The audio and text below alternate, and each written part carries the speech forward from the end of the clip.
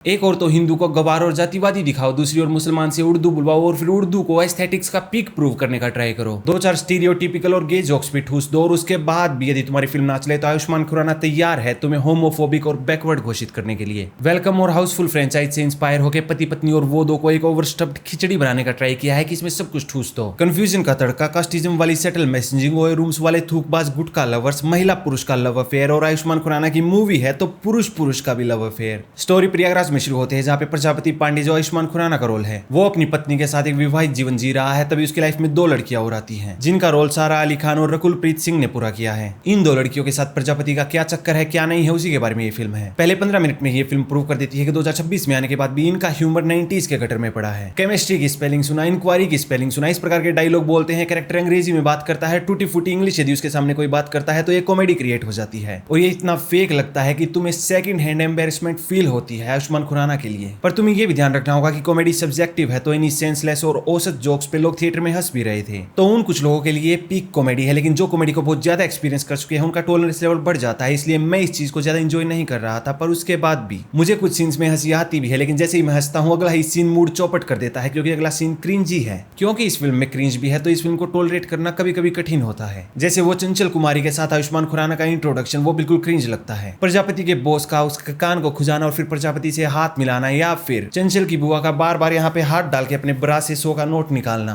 इसी सेम सड़क छाप ह्यूमर को ये फिल्म बार बार रिपीट करती है, कॉपी पेस्ट करके अगले सीन्स में दिखाती रहती है। आयुष्मान खुराना के कॉन्ट्रैक्ट में मानो ये क्लोज होता हो कि जब तक फिल्म के 3-4 कैरेक्टर को मीठा नहीं बनाया जाएगा तब तक आयुष्मान खुराना एक्टिंग शुरू नहीं करेगा। फिल्म में प्रजापति के नीचे काम करने वाला व्यक्ति एक स्टीरियोटिपिकल मीठा है, वो इस प्रकार स्टीरियोटिपिकल वे में हाथ भी हिला रहा है, वो क्राउड के लिए भी इसको टॉलरेट करना कठिन होगा। इसका अर्थ ये नहीं है कि हर जगह ये अनफनी है। दो गुंडे जब एक साथ स्ट्रो से तुम्हें जूस पीते हुए दिख रहे हैं तो वो फनी है। एंड में तो आयुष्मान पेड़ से बंधा हुआ अपने आप को ही मीठा प्रूव करने का ट्राई करता है, अपनी आवाज बदल के लड़कियों की जैसी आवाज बनाता है। सनी नाम के दूसरे लोंडे के प्रति अपने लव को कन्फेस करता है, चाहे वो एक्टिंग ही क्यों ना कर रहा हो, एक रोल ही क्यों ना एक्ट कर रहा हो। उस रोल में आयुष्मान बिल्कुल कंफर्टेबल है। मूवी के एंड में आयुष्मान सनी के पॉलिटिशियन पिता को होमोफोबिक और कास्टिस्ट भी घोषित कर देता है। इस मूवी का एक डार्क और हिपोक्रिटिकल पॉइंट भी है जो है इस मूवी की सटल मैसेजिंग, या तुम इसे प्रोपेगेंडा भी कह सकते हो। सारा अली खान का रोल चंचल कुमारी एक बुरखे में है एक फोटो के भीतर। उस फोटो को बैकग्राउंड में रख के हिंदू सोसाइटी को जात पात में बटी हुई सोसाइटी के रूप में और ज्यादा प्रमोट करने का ट्राई कर रहे हैं। पॉलिटिशियन गजराज को ओपनली कास्टिस्ट दिखाया गया है कि वो अपने बेटे सन्नी की शादी किसी और कास्ट की लड़की से नहीं होने दे सकता, जो कि इस केस में सारा अली खान है। पर क्या ये कोइंसिडेंस है कि बार बार सारा अली खान यही रोल प्ले करती है? केदारनाथ मूवी में भी वो यही रोल प्ले करी है, कास्ट वाला, रिलीजन वाला, यही लव वाला, जहाँ पे शादी नहीं हो सकती क्योंकि ये कास्ट है वो कास्ट है। तो एक सेम प्रोपेगेंडा को जिसको लव स्टोरी वाले एंगल में ही बार बार इंक्लूड किया जा रहा हो, कितनी बार उसको दिखाया जाए, कितनी फिल्मों में दिखाया जाए,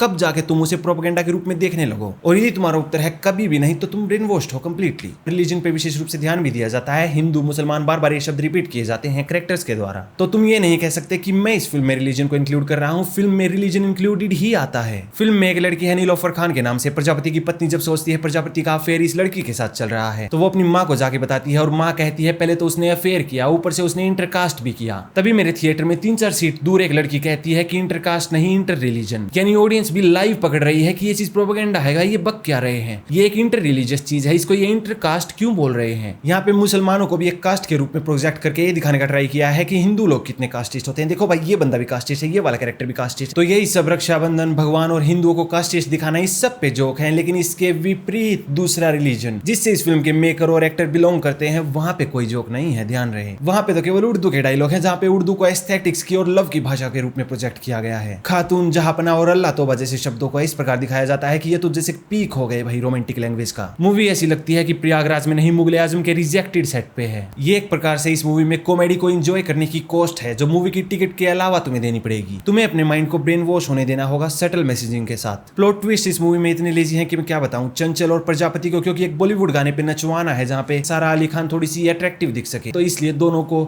नशे वाली लस्सी पिला दी जाती है और फिर ये रोमांटिक गाने पे नाचते हैं, रोमांस करते हैं। कोई एक्सप्लेनेशन नहीं, कोई प्लॉट की स्टोरी नहीं जो यहाँ पे डेवलप हो रही हो, बस यूं ही। कुछ सीन्स में सारा अली खान पब्लिकली रोमांस करने का ढोंग कर रही है आयुष्मान खुराना के साथ, जो सीन्स देखने में थोड़े अनकंफर्टेबल लगती है, जहाँ पे वो मॉर्निंग आवाज में ऊह आह जैसी आवाजें निकाल रही है। ये सीन्स रोमांटिक होने चाहिए थे पर ये अनकंफर्टेबल क्यों है? जिन डायलॉग्स को एक बार यूज किया गया है उन्हीं को फिर से कॉपी पेस्ट करके आगे यूज कर दिया जाता है। जैसे कि शुरुआत में एक कैरेक्टर का डायलॉग आता है कि मेरी लाइफ के लेंटर लग जाएंगे, जो कि इन मेकर्स के अनुसार एक धांसू कॉमेडी पंचलाइन है। तो 1 घंटे बाद इसी सेम डायलॉग को रिपीट कर दिया जाता है एक शब्द को रिप्लेस करके कि मेरी लाइफ के सिंघाड़े लग जाएंगे। लेंटर की जगह सिंघाड़े कर दिया, भाई कॉमेडी हो गई, 2 पंचलाइन। सटल प्रोपेगेंडा के बाद भी यदि एंटरटेनमेंट एंटरटेनमेंट पर्सपेक्टिव से देखा जाए तो ये फिल्म एंटरटेनिंग है 100%। पेसिंग भी इस मूवी की अच्छी है। भूत बंगला जैसी कॉमेडी मूवी अभी आई थी रिसेंटली, उससे कई अच्छी है। ऊपर से यहाँ 3 सुंदर एक्ट्रेसेस भी है, हैंड्स ऑन रोमांस भी है, जो किसी देखना अच्छा नहीं लगता, तो इसलिए ये मूवी एंगेजिंग बन जाती है। तो यदि तुम अपना दिमाग घर पे रख के जाओ और सटल मैसेजिंग के साथ अपने आप को थोड़ा सा मैनिपुलेट होने दो, तो तुम इस मूवी को एंजॉय कर पाओगे। ये तुम पे निर्भर करता है कि तुम ये करना चाहते हो या नहीं। मैं इस मूवी को दूंगा 2.5 स्टार 5 में से। इसी के साथ मैं तुम्हें मिलता हूँ अगली वीडियो में। इस चैनल को सब्सक्राइब अवश्य करो। धन्यवाद।